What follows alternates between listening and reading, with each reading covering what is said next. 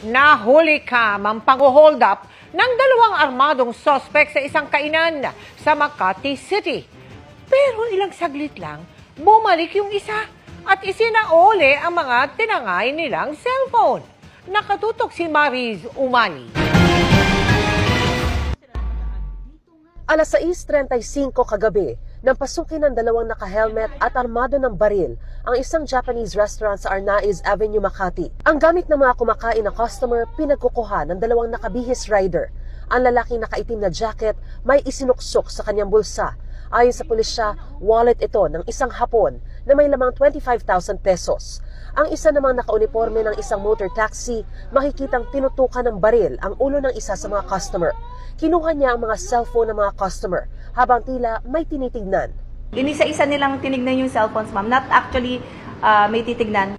Mahigit 1.5 minuto lang at umalis na ang mga nang hold up. Pero wala pang 1 minuto, bumalik ang nakauniforming pang motor taxi at ibinalik ang mga ninakaw na cellphone. Bagay na ipinagtaka ng mga investigador. The demeanor of the suspect is quite unusual, ma'am. Oh, yeah. Why? Because considering all those items already taken by them, but the thing is they return to those owners. The normal robbery usually nangyayari, ma'am. Wala kang ititira. Kukunin mo lahat, ma'am, given the chance. And nandun na, ma'am, yung chance para pwede mong makuha supposedly yung mga gamit. Pero hindi siya common.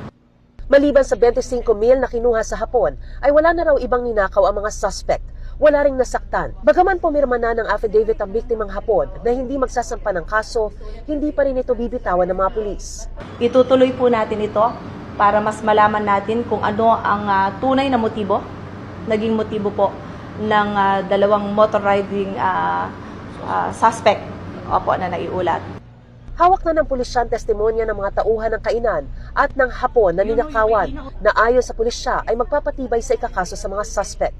At large pa ang dalawang suspect pero may mga persons of interest na raw na tinitignan ng Makati Police sa insidente at sasampahan daw sila ng mga reklamong robbery at paglabag sa Omnibus Election Code in relation to RA 10591 o Comprehensive Firearms and Ammunition Regulation Act. Tayo lang natin ma-preempt or ma-compromise ang ating investigation, ma'am. But we will assure you, ma'am, that the Makati CPS is on top of it. Para sa GMA Integrated News, Mariz Umali, nakatutok, 24 oras.